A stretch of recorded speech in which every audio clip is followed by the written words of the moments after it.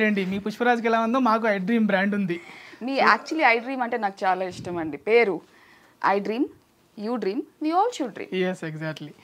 So మీరు dialogue కోసం చెప్పాను, కూర్చున్నాను, తీసేసాను. ఇప్పుడు చెప్పండి. నో ఇష్యూస్ అండి. మీరు కూర్చున్నా బాగానే ఉంది, ఎందుకంటే అందం కుర్చీ మీద కూర్చున్నట్టు అనిపిస్తుంది నాకు. Thank you. ఓకే ఓకే మీరు చెప్పారు కదా, సరే. ఓకే మీరు మా గెస్ట్. సో ఆల్రెడీ మీకు కాఫీ ఇచ్చాము, కాఫీతో పాటు మీరు కళ్ళు మూసుకోండి, ఇంకో సర్ప్రైజ్ ఇస్తాం మీకు. Open your eyes. సమోసా తింటావా శిరీష? సినాయినా నాకెవరో సమోసాలు ఇస్తారు, చూడండి. తీసుకోండి. తింటా. థ్యాంక్ యూ, ఆకలిస్తుంది. కరెక్ట్ టైంకి తీసుకొచ్చారు. తింటూ మాట్లాడుకుందాం.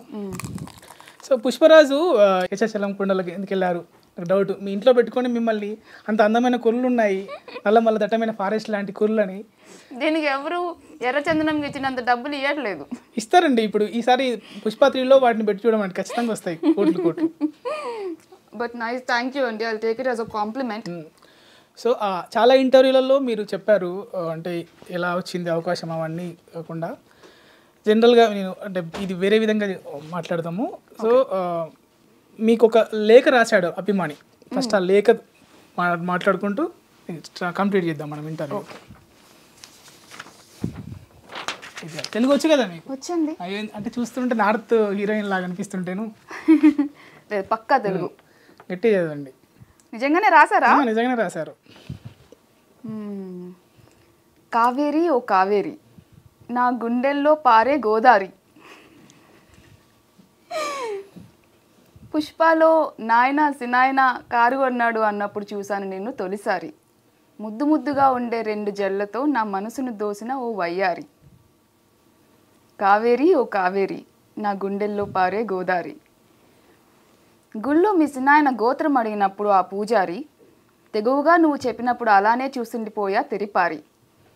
తిరిగి తెచ్చిచ్చావు మీ చిన్నాయన ఇంటి పేరును కొట్లాడి మరి.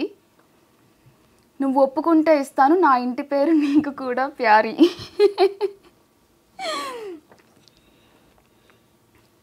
ఆల్రెడీ పార్ట్ 2లో నీకు పెళ్ళైందని పడబోకు నువ్వు బేజారి. స్క్రిప్ట్ మార్చేస్తాను సుకుమార్ సార్ ఇంట్లో చెరపడి ఓ రాత్రి. కావేరి ఓ కావేరి, నా గుండెల్లో పారే గోదారి. తరువాత అన్నీ నేనే అవుతా మీ చిన్నాయన కుడి భుజంగా మారి. అంతేకాదు చేయిస్తా మీ చిన్నాయనకు ఎడమ భుజం సర్జరీ. కేశవ ఉన్నాడని నీకొద్దు ఏ కంగారి, పంపించేస్తా జైలుకు వాడిని ఏదైనా కేసులో ఇరికించి మరి. కావేరి నువ్వు డోంట్ వరీ, పుష్ప 3 మొత్తం మనమే ఇక మరి. ఆహా పెద్ద ప్లానే. ఇంకా చాలా చెప్పాలని ఉంది కానీ సరిపోదు ఈ 1 పేజీ, ఎందుకంటే పుష్ప 3ది ర్యామ్ పేజీ. ఇట్లు మీ చిట్ చాట్ విత్ చారీ. అంత అభిమానం అండి మరి మీకు. చాలా బాగుందండి. అక్కడక్కడ మీకు అంటే చాలా డైలాగ్స్ అంటే తక్కువ ఉన్నా కానీ మీ కీ రోల్ అని చెప్పొచ్చు. సో అనిపించిందా మాకు డైలాగ్స్ లేవే, బట్ మీ కీ రోల్ అయినా అది కానీ డైలాగ్స్ లేవని అనిపించిందా మీకు ఏమైనా? డైలాగ్స్ ఎన్ని ఉన్నాయని కౌంట్ చేసుకునే దానికన్నా, ఎక్స్ప్రెషన్స్ ఎన్ని ఉన్నాయని కౌంట్ చేసుకునే దానికన్నా స్టోరీలో ఇంపాక్ట్ ఉంది కదండి. యాక్చువల్లీ కొన్ని సార్లు డైలాగ్ లేకుండా యాక్ట్ చేయడమే కష్టం అవుతుంది. డైలాగ్ చెప్పేస్తే మాట్లాడినప్పుడు మన ఇద్దరు మాట్లాడినప్పుడు ఎలా ఉంటుందో అలా మాట్లాడవచ్చు. సపోజ్ ఆ క్లైమాక్స్ ఫైట్కి ఇచ్చే రియాక్షన్స్ కానీ అది చాలా కష్టమైనదండి. నేను చాలా ఏ షూట్కి అంత కంగారు పడలేదు, కానీ నేను క్లైమాక్స్ ఫైట్ షూట్కి చాలా కంగారు పడ్డా. బికాస్ నా నుంచి వచ్చే ఎక్స్ప్రెషన్స్ ఆ ఇంపాక్ట్కి యాడ్ చేయాలి. లేకపోతే ఆ ఫైట్ ఇప్పుడు నా కోసం జరుగుతున్న ఫైట్ నా ఎక్స్ప్రెషన్ అంత కరెక్ట్గా పడకపోతే ఇబ్బంది అవుతుంది. సో దట్ ఫైట్ రియాక్షన్స్ ఎలా తీసుకుంటారంటే ఫైట్ మొత్తం అయిపోతూ ఉంటుంది, తర్వాత క్లోజప్స్ తీసుకుంటారు మ్యాక్సిమం టైమ్స్.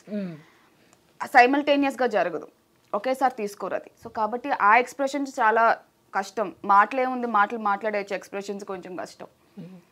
సో అంటే అన్నీ ఉంచారు కదా, ఎడిటింగ్లో కొన్ని సీన్లు పోయి ఉంటాయి. సో ఆ డైలాగ్ ఒకసారి మాకు ఎడిటింగ్లో తీసేసిన డైలాగ్ చెప్పాలి మాకు. ఎడిటింగ్లో తీసేసిన డైలాగా? మీకు నచ్చిన డైలాగు ఎడిటింగ్లో తీసేసిన డైలాగ్?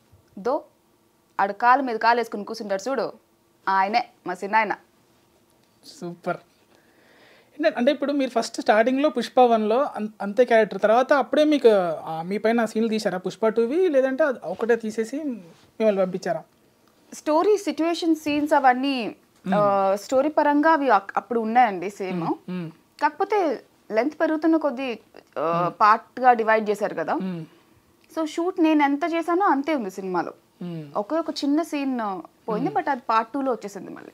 సో పార్ట్ 2లో ఇంత ఉంటుంది మీ క్యారెక్టరైజేషన్ అని మీరు ఊహించారా, అంటే చెప్పారా సుకుమార్ గారు? తెలుసు కదా నాకు.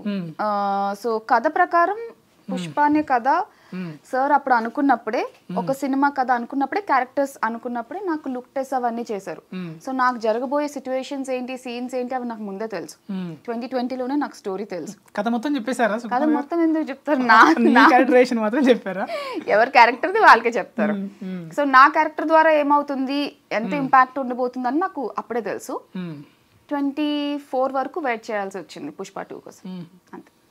సో ఆశ దోష అప్పడం వడ అని అనంటే నేను ఒక అడుగుతాను, చెప్పండి. సో పార్ట్ 3 ఎలా ఉండబోతుంది? పార్ట్ 3లో మీ డైలాగ్స్ ఏమైనా ఉన్నాయా? పార్ట్ 3లో నా డైలాగ్ ఇప్పుడే మీకు కావాలి. ఖచ్చితంగా ఒక డైలాగ్ అయితే ఉంటుందండి, సిన్నాయన. ఆ డైలాగ్ ఉంటుంది. పార్ట్ 3 డైలాగ్ లీక్ చేసిన కావేరి అని. సో పెట్టేస్తారా? అదే తమ్మునేలు పెట్టుకుంటాం మేము. పార్ట్ 3 డైలాగ్ లీక్ చేసిన పావని కావేరి. ఓకే, ఒక డైలాగ్ చెప్పండి, నేను చెప్తాను. పుష్ప అంటే ఇంటర్నేషనల్ అనుకుంటేవా యూనివర్సల్ అనండి. ఓ మార్చారా